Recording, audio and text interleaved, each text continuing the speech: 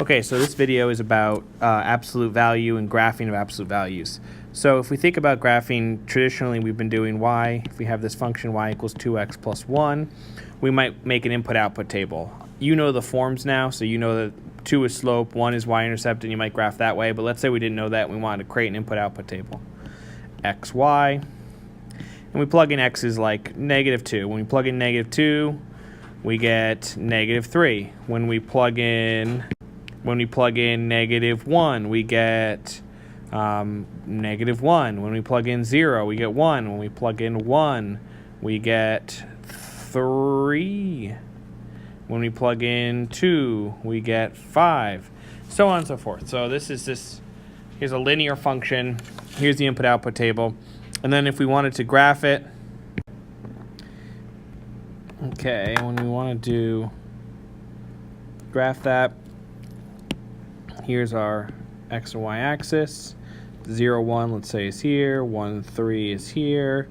2, 5 is here, and so on and so forth. And we get this linear function there. Absolute value is a little bit different.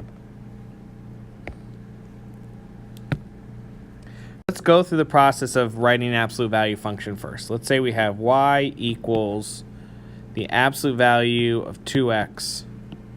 Okay. Let's create our input-output table, our xy table. If we plug in -2, we get -2 times 2 is -4. The absolute value of -4 is +4. Plug in -1 times 2 is -2. Absolute value is 2. 0 is 0. 1 would be 2. 2 would be 4. And you see this nice sort of symmetry happening around 0, right? It goes 4, 2, 0, 0, 2, 4. Graphically, that looks like this. One of our points is 0, 0. If we go to +1, we go up to 4. If we go to -1, we also go up to 4. If we go to +2, or up to 2. If we go to +2, we go up to 4. If we go to -2, we go up to 4. And we end up with this very V-like shape. Every absolute value graph is going to be in this V shape. These sides should be straight lines. Okay. Every absolute value graph is going to be in this V shape. It might be shifted over.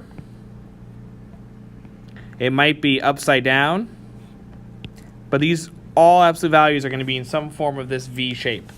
This point, by the way, down here we call the vertex. So now let's try graphing some functions. We're going to start with the parent function.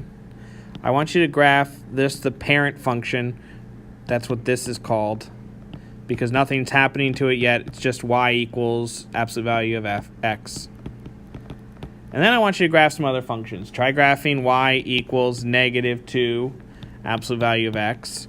Compare that to y equals absolute value of -2x. Try graphing y equals absolute value of x plus 1 and y equals the absolute value of x plus 1 like this. Okay, try graphing all those functions and just see and compare them to the parent function and figure out what's changing what. You might want to pause this video while you do that because I'm going to give you some answers about what's happening when you come back. Okay, so hopefully you've had an opportunity to graph all these functions, and I want you to recognize this function with the negative outside the absolute value, that gives you that upside down V shape, okay? This one doesn't do much. It just makes the graph more narrow than the parent function. So the parent function might look like this, whereas this function is more narrow, okay? This is going to raise the function up. So if we think about a graph, instead of being on the origin, it's going to be just a little bit above the origin.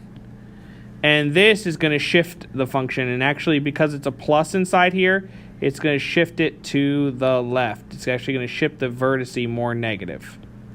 Okay? So that's how all of these various things change what the function looks like. This one makes it negative on the outside, makes it go upside down. A number in here can change how wide or narrow it is. And then adding out here shifts it up and down. Adding in here shifts it right and left. And that's graphing absolute value functions.